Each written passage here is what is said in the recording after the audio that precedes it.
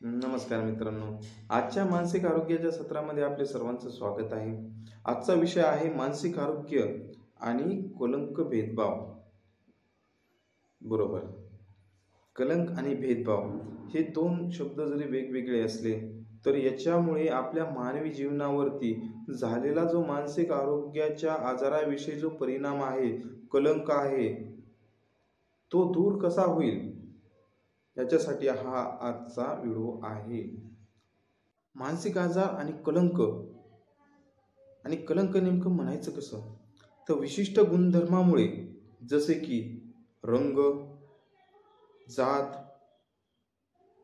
पंथ किंवा लिंगभेद अशा विशिष्ट गुणधर्मामुळे आपल्याकडे पाहण्याचा जो दृष्टिकोन आहे तो दृष्टिकोन नकारात्मक भावनेने जर असेल तर आपण त्या गोष्टीला कलंक असे मानले जाते. म्हणजेच काय, तर मानसिक आरोग्याकडे बघण्याचा दृष्टिकोन हा मानवाचा कलंकित आहे.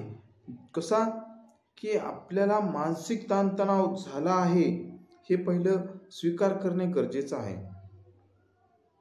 मानसिक ताणतणाव झाल्यामुळे आपल्याला त्याच्यातून नैराश्य, चिंता हे आजार निर्माण होऊ शकतात आणि त्या आजारामुळे आपल्या विचाराची शैली आहे ती विचारशैली नाहीशी होऊ शकते.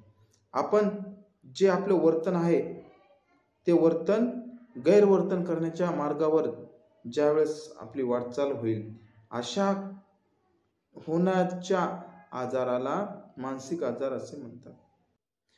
मानसिक आजार आणि याच्यामध्ये होणारे भेदभाव म्हणजे एखादा व्यक्ती जर मानसिक आजाराविषयीच्या जर औषधोपचार घेत असेल तर अशा व्यक्तीला प्रश्नार्थक चिन्हच्या भावनेच्या नजरेनं, म्हणजेच जसं काय त्यांनी कोणता गुन्हा केला आहे असा आपण त्याला किंवा त्या व्यक्तीला पाहण्याचा दृष्टिकोन त्यांच्या मनात निर्माण होतो.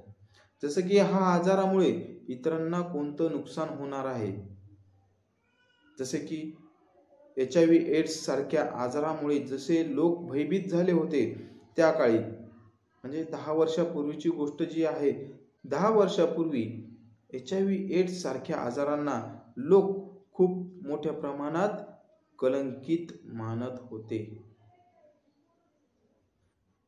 आत्ताच्या ज्या मानसिक आरोग्याविषयी ज्या कल्पना, ज्या भावना त्यांच्या मनामध्ये आहे, त्यावेळेस मागील 10 वर्षापूर्वी HIV एड्स या आजारीकरिता माणसांना कलंकित आणि भेदभावाची वागणूक त्या काळी सर्वात जास्त जाणवलेली आपण पाहतो.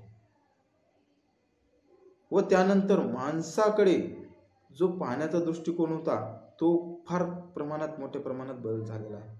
कालांतराने एड्स, HIV याच्याविषयी समाजात जनजागृती फार मोठ्या प्रमाणात केली गेली. जर एखादा व्यक्ती, आजारग्रस्त व्यक्ती जर आपल्या जवळ आला तर लोक तिथे उभा नाही राहायचे, त्याच्यापासून दूर पळायचे, त्याला बोलण्यासाठी टाळायचे, त्याच्या जवळ राहण्यासाठी, बसण्यासाठी, जेवण्यासाठी टाळायचे.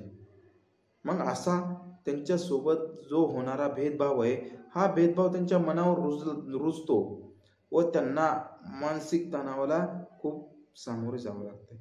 मग अशामधून आत्महत्याचे विचार, नैराश्य त्याच्या मनामध्ये येत असते.